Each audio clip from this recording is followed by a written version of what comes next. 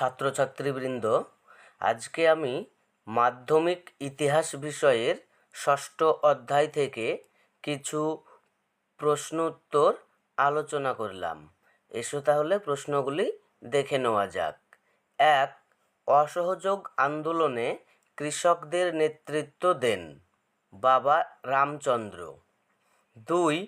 বাবা রামচন্দ্র কৃষক আন্দোলনে নেতৃত্ব দিয়েছিলেন যুক্তপ্রদেশে।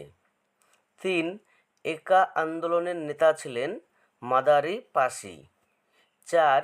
বারদৌলি সত্যাগ্রহ হয়েছিল গুজরাটে। 5. রম্পা উপজাতীয় বিদ্রোহ সংঘটিত হয় গোদাবরী উপত্যকায়। 6. বয়কট আন্দোলনের ফলে অর্থনৈতিক দিক দিয়ে ক্ষতিগ্রস্ত হয়েছিল বাংলার কৃষক শ্রেণী। 7. সারা ভারত কিষাণ কংগ্রেস গঠিত হয় 1936 খ্রিস্টাব্দে। 8. বাংলায় তেভাগা আন্দোলনের সূচনা হয় 1946 খ্রিস্টাব্দে। 9.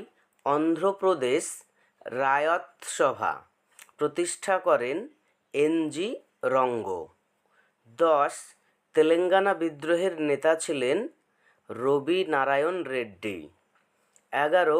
শের-ই বঙ্গাল নামে পরিচিত ছিলেন ফজলুল হক। 12. ভারতের প্রথম ট্রেড ইউনিয়ন ছিল মাদ্রাজ লেবার ইউনিয়ন। 13. এআইটিইউসি প্রতিষ্ঠিত হয় 1920 খ্রিস্টাব্দে। 14. ভারতে প্রথম মে দিবস পালিত হয় সিঙ্গারাভেলু চেট্টিয়ার নেতৃত্বে। 15. মিরাট ষড়যন্ত্র মামলায় মোট গ্রেপ্তারের সংখ্যা 33। 16. লাঙ্গল পত্রিকার সম্পাদক ছিলেন কাজী নজরুল ইসলাম। 17. ভারতে প্রকাশিত প্রথম কমিউনিস্ট পত্রিকাটির নাম the socialist. 18. Works and present party প্রতিষ্ঠিত হয় 1928 খ্রিস্টাব্দে।